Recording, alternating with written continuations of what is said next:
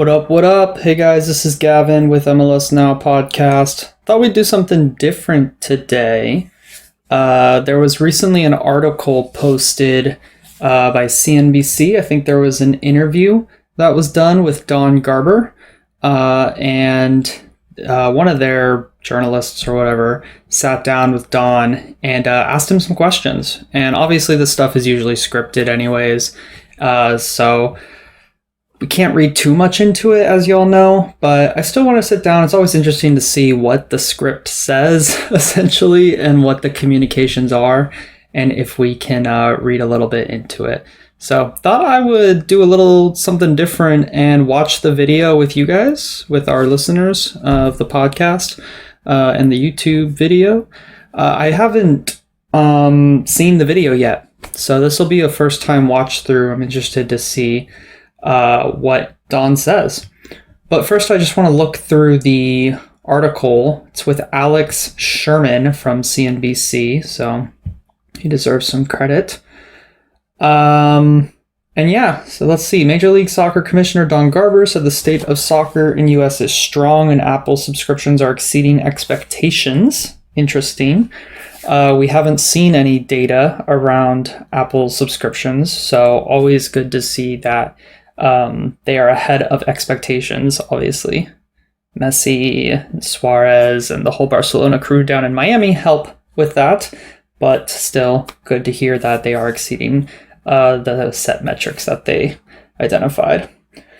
Garber, who just signed a contract with MLS through 2027, said that more than 12 million fans attended the games this year. We have seen that. If you haven't, there's a... I could probably go find it somewhere. I'm not going to waste my time. But there's a... what is it called?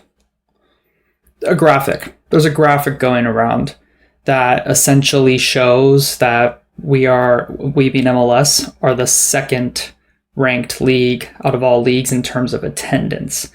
Now there's the caveat that there's a lot more games. I think there's like 200 more games because there's so many more teams. And we have the playoff system as well. I don't know if those were counted in there or not, but that being said, it's still high attendance league, one of the higher attendance leagues across the world. Which makes sense. We got a lot of population here in America, United States of America, but still, I think it's pretty impressive.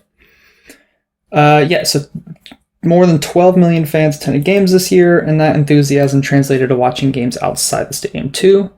We have more subscribers than we in Apple thought we would have. We have more people watching our games. Apple has not released any subscriber numbers. Yep, like I said, leading some to speculate that the numbers might not be very strong. Oh, it looks like they're just throwing quotes in the article here. At some point, there will be more transparency. Interesting. I wonder when that point will be and who that transparency is going to come from, because I think it's got to come from Apple.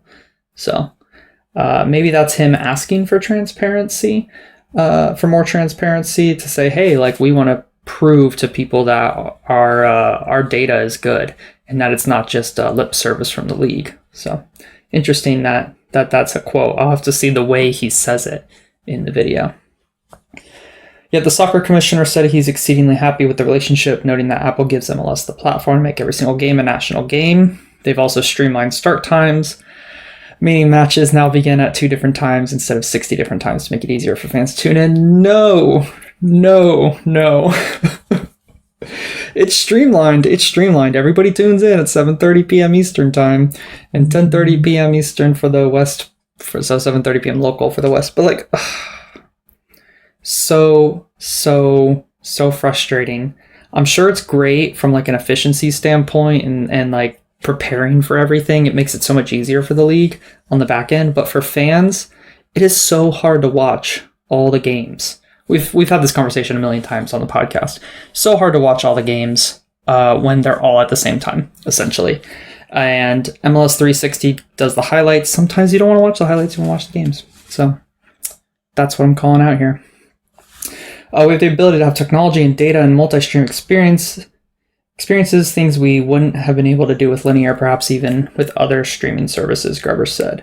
So when you can partner with a company like Apple, you have opportunity to solve issues and lean into a better future. Meanwhile, Garber is preparing for the 2024 MLS Cup to kick off in LA on Saturday, but MLS's crown jewel Lionel Messi will not be playing. No, Atlanta knocked them out. Instead, LA Galaxy will try to reclaim their place as MLS's most successful club, having already won a record 5 MLS Cups. They will play New York Red Bulls, who are seeking their first ever MLS Cup, and had a dramatic turnaround after finishing last season 26th out of 29 clubs. Yes, they had an okay season, but this postseason has been immense for New York Red Bulls. They've been very impressive in the postseason. That shows the commitment to, a competition parity that any team could win on any given time, any given day. Garber acknowledged that Messi's impact on the game has been unprecedented. You could see that pink Inter Miami jersey everywhere around the world. It's the number 1 jersey that Adidas has. I'm sure it is. But he isn't worried about life after Messi as he points to the exciting pipeline of younger players. I think there'll be another Messi at some point. Okay. Interesting. I'm sure there will be another Messi at some point, but he won't be as good as Messi. Messi's ridiculous. I think there'll be another Messi at some point, and we've constantly evolved from having big name players that could really make a difference and break through this very, very busy market. Okay, so is that all? No, that's just another article. So that's what we got. Oh, I'm going to have to watch the advertising again. In terms of the written article, we've got a 17-minute video here. So we're going to watch that now. I'll turn off the ad while it goes. But yeah, I'm just going to react to the video, to the interview. And excited to see what Don has to say. Let's get the audio back on. I think this should work. That might be a little too loud for me. Hopefully not too loud for you guys.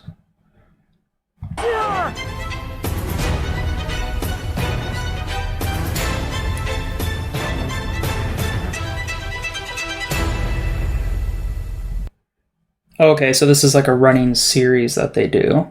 Don Garber, Commissioner with CNBC Sport. All right, let's look at the agenda. Major League relevance, Messi effect, standing on the global stage, Apple in the streaming future, ownership dynamics, MLS Cup playoffs, salary cap strategies. Okay, going to be some interesting stuff in here, I think.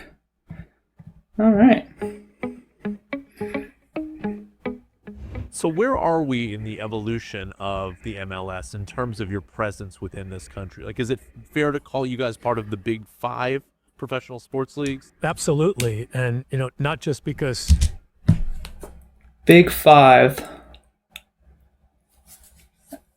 MLB, NBA, NFL, NHL, MLS? What's another sport that's like super big? Tennis was decently sized. Am I missing like a major league? Hockey, football, baseball, basketball, soccer. Okay. I think so. You measure what a major league is by the relevance of the teams, the facilities that they build, both for games and stadiums and practice facilities, the strength and commitment of ownership, and the fan base. We'll have 12 million fans come through our turnstiles. We have a great global media package with Apple. So when I think of major league, I think of relevance. Does your team matter? Does the league matter? Does it resonate broadly? And Major League Soccer certainly does. Well, make the pitch to me in terms of growth. Like, you're obviously seeing strong attendance. Can you put that in perspective in terms of years past? Dramatic difference, Alex. And, let's put in perspective in the global football or soccer community. MLS has the second largest average attendance after the Premier League. And there are hundreds of professional soccer leagues. Yeah, okay. The way he said that, hopefully he caveats it. Maybe he'll caveat it. But as I said when I was reading the article, there's so many additional teams. It's something good, it's something positive. Like there is that, but it's also, we have 30 teams. The Premier League has 20 teams. A lot of other leagues have like 18 to 23 teams. So we kind of have that advantage there. Hopefully he caveats it. Around the world compare us to the arena sports, which is unfair. Our facilities are larger, we have fewer games, but our average attendance rivals that of other leagues here in North America. Okay, I think he caveated it a little bit. Okay. And it's been enormous growth. I mean, this league is going to be 30 years old. We started with a handful of teams, and we'd look at attendance trackers, and if we had 5 or 6 or 8,000 fans, we'd be really happy. We're averaging over 22,000 fans a game. Some large stadiums in Atlanta, we had 72,000 people at a game this year. Which is extremely impressive. And obviously that's with Miami, but Atlanta alone has really, really, really impressive attendance numbers throughout. I do also think Don, he does get credit for it, but I think he should get credit for the growth of the league from nothing to stabilization. He gets a lot of critique sometimes just because of, he's stuck in his old ways and focusing a lot on parity and things of that nature. But honestly, I do think MLS wouldn't have survived without him. So he deserves some credit. I do think people call that out, though, pretty regularly. And it's always cool to see someone drive change like this, from nothing to this huge multi-million-dollar, probably close to $1 billion industry. I don't know if we're in the billions yet, but definitely in the hundreds of millions, considering some teams have paid hundreds of millions to just enter the league. So maybe we are in the billions. Interesting. I'd love to see the net worth of the league, or however that's calculated, market share or whatever. I obviously don't know a lot about that stuff. Kansas City, a Messi game, 70,000 fans. So this is an enormous and very positive growth story for sure. And here we go, Messi. That was fast. Let's talk about Messi since you brought him up. Clearly a major impact in terms of eyeballs, attendance, attention. Is Messi a one-off? In other words, at some point in the fairly near future. Okay, so we read this in the article. Don says that he thinks there'll be another Messi. Interested to hear how he says that versus reading it on paper. Like, what was he talking about there? Future Messi's going to retire. How do you capitalize on the momentum of him so that you don't see sort of the bubble bursting when he does in fact retire? I remember this question when David Beckham. I think that's a good question before he gets into it, and he's also referencing David Beckham. I like that question because it's like addressing something that a lot of people have been talking about. So I'm glad that they've asked that and they put that on the script. Was rumored to be signed, and then would he play in LA? How long would he stay in Major League Soccer? What would he do to help grow the sport here in the United States before we had teams in Canada? And here we have the most popular player, one of the most popular athletes in the world, arguably, in my opinion, the GOAT, the best soccer player ever to lace boots. I feel like every time people talk about Messi or Ronaldo, they have to say, my opinion, he's the GOAT, not Ronaldo or not Messi. They're both great players. So just something funny that always tickles me. And he's had enormous impact. You could see that pink Inter Miami jersey everywhere around the world. It's the #1 selling jersey that Adidas has.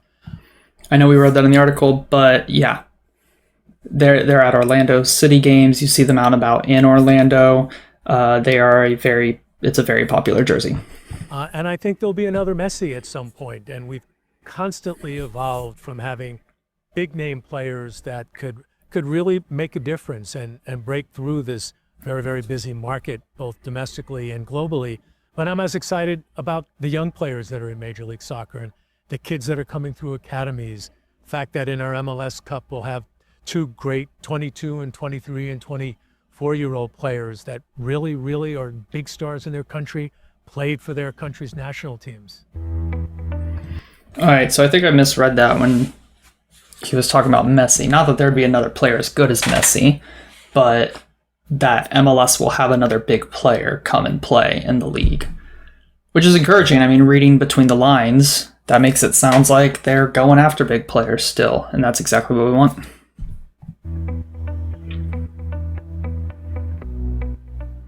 Where do you envision the MLS going in terms of how soccer fans view it compared to the best leagues in the world? You know, you can easily look online and you can Google it, and like generally I think fans think the MLS is I don't know, the 8th best league, the 10th best league, whatever the number is.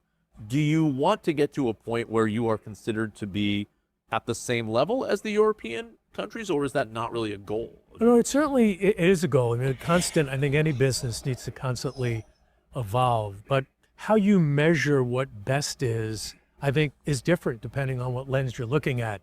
To me, the data that might measure how many expected goals are scored, how many passes are completed is one measure, but we look at international tournaments, though, right? International tournaments, and we'll have Inter Miami, we'll have Seattle playing in the Club World Cup next summer. We are the champions of the last couple of years of the CONCACAF Champions Cup.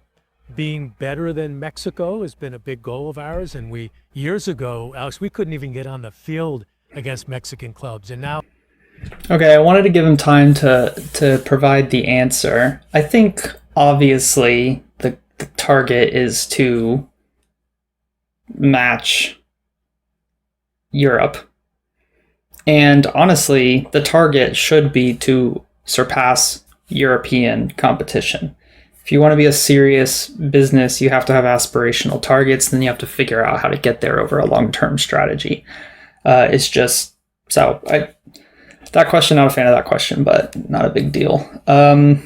I think Don has answered it well. I thought it was interesting that he called out specifically Mexico. And I'm sure he said it in the past. I haven't watched every Don Garber thing, but just like Mexico, we want to get better than them. And obviously that's been probably a driving factor in the competitive Leagues Cup now, and putting that competition together to kind of have something to show that they are better than Mexico, or at least on the same field, as Don was saying, with Mexico.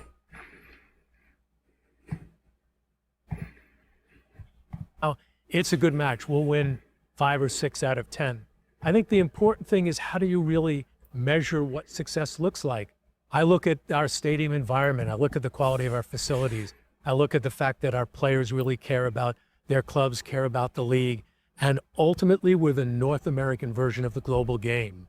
And we are presenting a different style and a different approach to the game.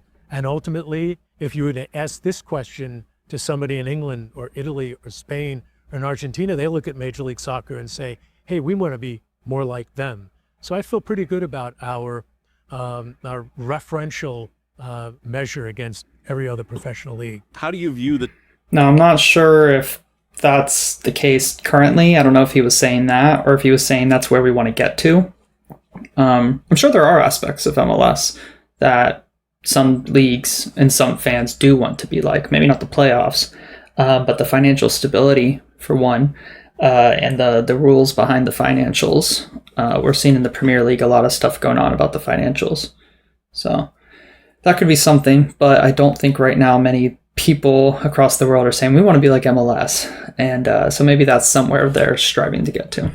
The top European leagues, are they competition to you? Are they leagues that you actually want to potentially partner up with more than you are today? You've seen lots of partnering over the years. In the early days, I came into Major League Soccer 25 years ago. There was no commercial market for the sport. There were really no stadiums. There was no fandom. There was no supporter culture. And ultimately, we were trying to raise the water level for the sport, get more people to care about it. Media companies care about it, sponsors, fans, and the like. Communities, municipalities like New York City now, after many, many years, will break ground this week on a new soccer stadium for NYCFC. And part of that is about this ecosystem of professional soccer. And I view all of us working together to grow the game. At the same time, I think there needs to be order and structure to that. We play lots of international tournaments. We have friendlies that are taking place. There are competitions that take place. Which order and structure is good. Order and structure is needed. And so I think maybe that's a response to, oh, there's too many rules. And it's like, well, again, look at the Premier League, look at how those financials are going. We've seen, I think Serie A has had struggles with financials in the past. So maybe it's just, I am reading too much into it, but it just makes it sound like, sorry guys, I am getting like work emails. It's the middle of the workday. I've already finished all my stuff though. So I don't know how to turn that sound off, but you might hear the little doo-doo-doo. You've probably already heard it a couple times. But anyways, maybe I'm reading too much into it, but yeah, I can't fully remember what my point was. Ultimately, there needs to be I'll back it up here. And structure to that. We play lots of international. Oh, that he might have been responding to the fact that there's pushback on the amount of rules, specifically around finances. Tournaments, we have friendlies that are taking place. There are competitions that take place. Ultimately, we have to be able to deliver an experience for our fans in stadiums and deliver a media product that they care about.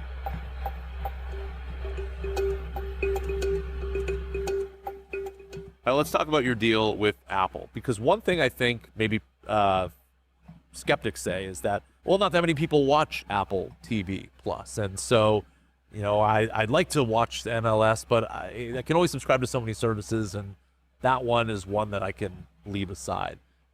Why did you guys decide to do the Apple deal, and what was your logic in terms of choosing them over a larger streaming audience platform? Well, this is going to be a little bit of a long answer, but it goes back to we had all of our teams on local. Most money. Apple offered the most money.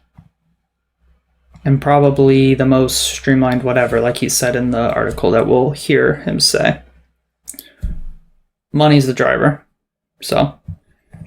Television. Whatever he says, I'm kind of like probably half rolling my eyes at. We'll see though. We'll see. We knew that was disrupting. We knew that many years ago.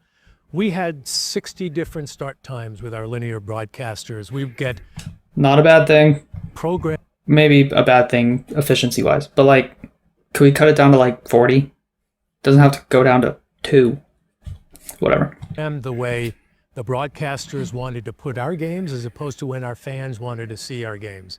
We wanted a linear a streaming partner that would prioritize us so that we wouldn't get lost perhaps on a larger service. And we wanted to. I do feel like Apple prioritizes MLS. I feel like Apple cares about MLS being a good product, and it's not just another thing that they have to do. It doesn't feel like a chore right now. Global streaming service. So every MLS game, we've got 2 start times as opposed to 60. Every game is produced like it's our version of Monday Night Football. That same feed is going to some cases Fox and Univision, because we do have linear coverage for a couple games a week, and it's going around the world. It's going to Canada, to TSN, and over the air, over our streaming services in Canada. It gives us intentionality with our fans.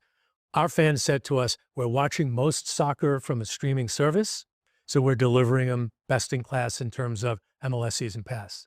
Do you feel like, had you struck a deal with? I think Season Pass, I don't know if it's best in class. I guess I don't know of a streaming service that's better in terms of sports. Because, like, NFL is decentralized.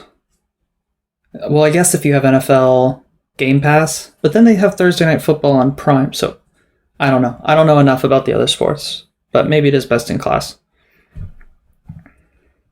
ESPN Plus again, or Netflix, or someone like that, a bigger streaming. What was the question? Do you feel like, had you struck a deal with ESPN Plus again, or Netflix, or someone like that, a bigger streaming service, that you may have gotten lost? I believe so, Alex. You know, if you go on Apple TV, you see Major League Soccer right there. You see MLS Season Pass right there for their tens and tens and tens of millions of subscribers. Apple's leaned into us as a priority. Whether they decide to do more sports is something that they'll decide, and Frankly, I hope more people going to Apple TV is a better thing for Major League Soccer, but we'll see how all that plays out. But for us, we have the number one largest company in the world, an incredibly innovative company. Our game will be broadcast, our MLS Cup. Is Apple the biggest? I guess it's worldwide. Is Amazon's worldwide, right? I don't know. I think so. Yeah. Times Square this weekend, probably not something that we would be able to do with a linear partner. We have the ability to have technology and data and multi-screen experiences, things we wouldn't have been able to do with linear and perhaps even with other streaming services. So when you can partner with a company like Apple, you have opportunity to solve issues and lean into a better future. That's something we're very excited about. You have not said how many subscribers there are to Season Pass, and I think the natural conclusion there is you're hiding something. Like, the number is not very good because you're not sharing it. That is the conclusion.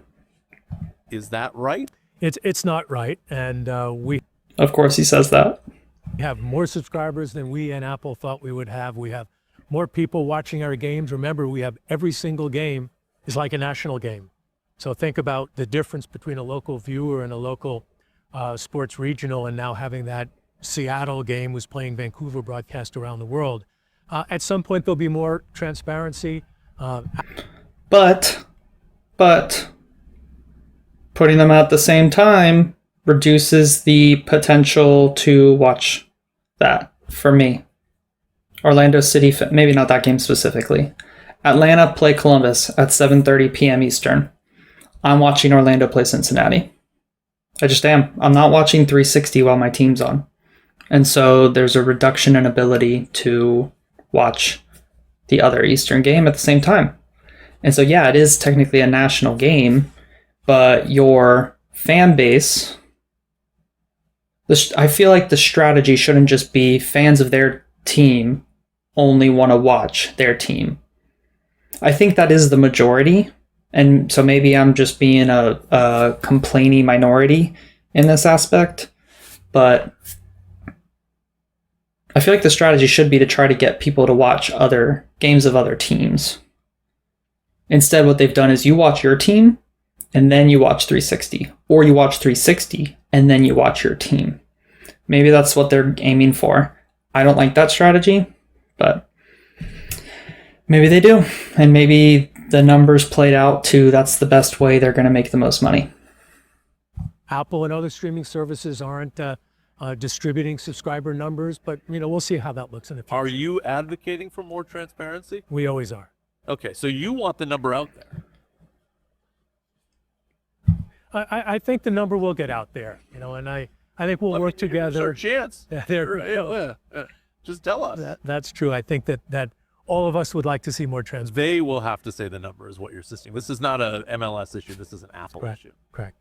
Are there... Interesting body language. I'm not a body language analyst, but Don's spoken very well, very calm. He didn't look angry, but he definitely kind of I don't feel comfortable saying those totals because there must be something contractually, or him and the Apple head of Apple MLS division, whatever department, is saying, no, we're not releasing those numbers. Number will get out there, and I think we'll work together. Our chance. Yeah, he's like, hey, you're here, let's do it. Just tell us. That's true. I think that all of us would like to see more transparency. They will have to say the number is what you're insisting. This is not a MLS issue. This is an Apple issue. Correct. Are there certain things you can do with Apple that you can't do with another streaming service? Well, let me give you a great example. We had a Messi playoff game that was streamed live on TikTok, and you had 4.5 million uniques watching that broadcast. So that's the kind of thing that you're not going to see happen with a different partner. They're looking at... I'd love to see, did it just get pushed to people and they just swiped off, or did they actually seek it and click onto it? I'd want to hear that number, not just that there were 4.5 million unique viewers. I'd want to see how many people watched it for a extended amount of time, maybe more than 50 seconds, more than 30 seconds. And then how many people seeked that game based on like a notification they got versus how many people it got pushed to. At Right, 'cause he said million uniques watching. Well, let me give you a great example. We had 4.5 million, a right? Messi playoff game that was streamed live on TikTok, and you had 4.5 million uniques. I also don't know how TikTok works. Maybe it does work where you have to go and find that. 4.5 million though, that is a lot. I feel like that got pushed to people. Watching that broadcast. So that's the kind of thing that you're not going to see happen with a different partner. They're looking at new areas of connecting with fans, and we continue to work with them on the innovation side to find what's the next big idea. Maybe that's Apple Vision Pro. Maybe it's something that we can do with data. Maybe it's something we can do with sports betting. What are your metrics say in terms Don, don't go sports betting route. Don't do that. of demographics of who's watching this? Is it a younger audience? We have 75% of our viewers are under 45 years old. It's the youngest audience of the 5 major leagues. No, I think that's a positive. I do think that's a positive. I think if you think of like Europe, you think of like the older fan, the person who grew up, and one day we will be that. One day I'm going to be hopefully 55, 60 years old, and I'll be someone who, however MLS changes, I'm going to be that crotchety old, we should go back to when it was 2030 and we had the World Cup a few years ago and everything was amazing, and now they've ruined this league. This Don Garber's son who runs the league now is an idiot. Like, I don't know. But like, one day we're going to be like that. But I think having a young fan base will help grow and keep the game growing and keep the game modern is, I guess, where I'm going with that point.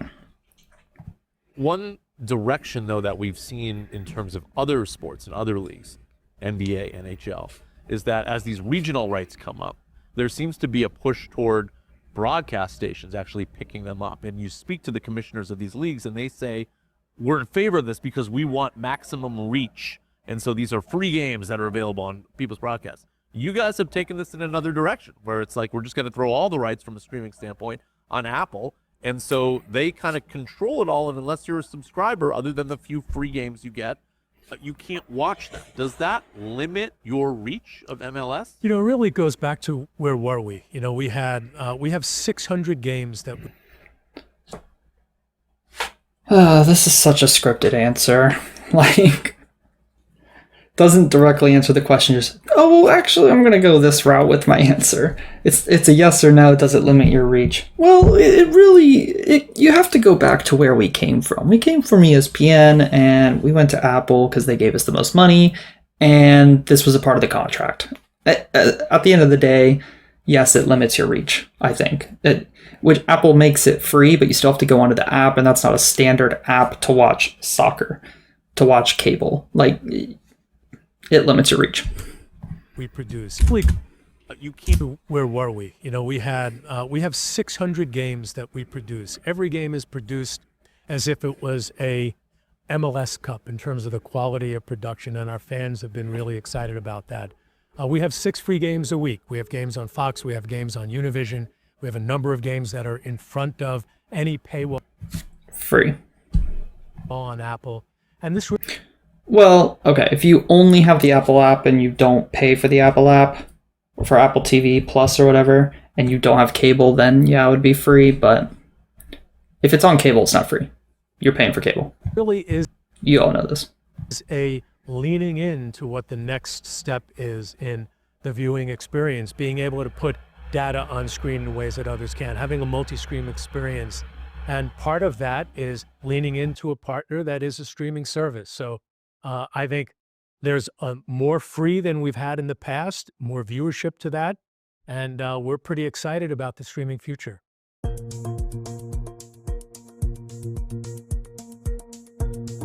One trend we've seen that definitely applies to the MLS is ownership groups, where their owners own multiple teams in different franchises. Is that healthy for the MLS, or are you deprioritized when owners own an NFL team, a women's soccer league team, a MLS team, and like there's only so much time Oh to yeah, it's dedicate? quite the opposite. The league was founded by two NFL owners and Phil Anschutz, who owned a hockey team.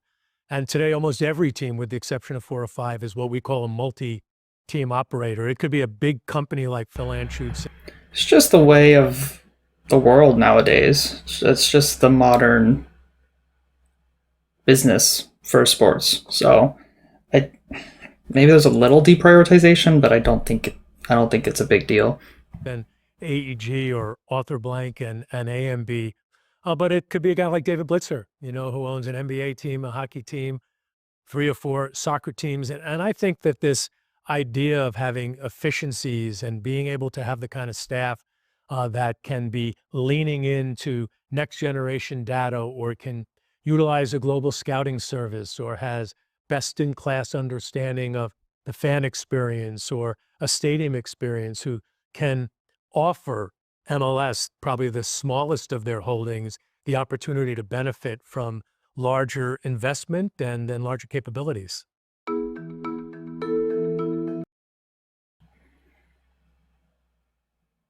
That felt like that felt like it was put into the questions to point at potential owners. Like that, I felt I learned nothing from that question or answer. Don't know what you guys think, but that felt like a waste of time to me. The MLS Cup is Saturday. It's New York against LA, a repeat of the World Series. Just your thoughts on that matchup, and obviously no Messi, which maybe is somewhat disappointing. Yeah, you can't. I can't tell you how many people have said to me, "Wow, Messi's not going to be in the MLS Cup." I actually think that's a good thing, right? Because I think everybody expected that. Messi comes in, and in Miami has a bunch of players that have obviously had a very good season. But you got to win every game, and that shows the commitment to a competition parity that any team could win on any given time. I think financially they would want Messi, but I don't necessarily think he's lying here. I think he's making a good point of like, yeah, you got to win every game, parity, and we know MLS really focuses on parity, so.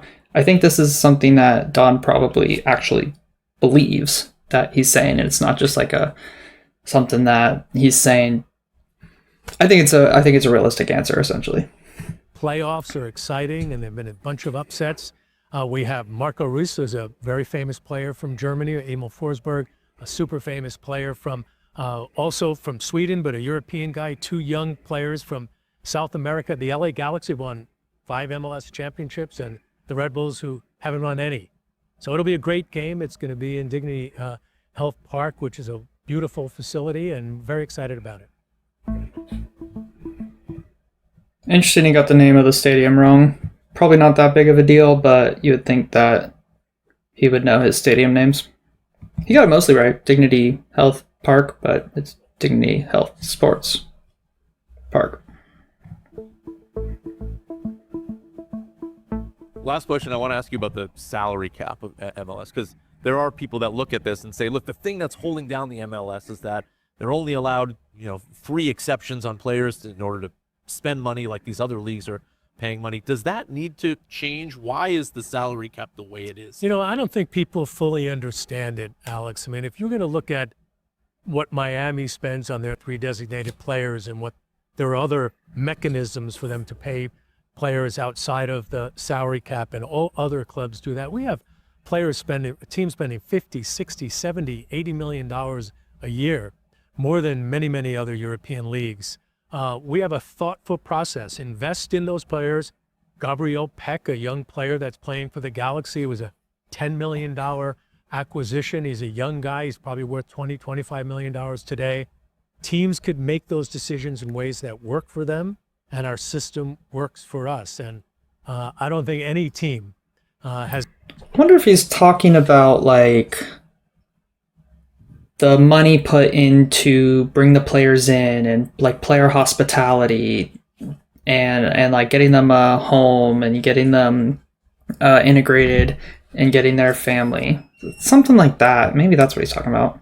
Has come to us and says, boy, I need to spend more money. They want to spend that money efficiently, effectively, and do it in a way that's strategic. And I think the Galaxy have proven that, and the Rebels have proven that. Rebels have 5 kids that have come out of their academy in New Jersey, local kids that are playing for their first team. That's their approach. The Galaxy went out and signed a bunch of players from South America and Europe. And that diversity of thought and strategy, I think, is good for Major League Soccer. Thanks, Don. Have a good weekend. Thank you. Enjoy Thanks the a game. lot. All right, that was Don Garber with, oh my gosh, Alex Sherman. That's all I've got. Let me know your thoughts below.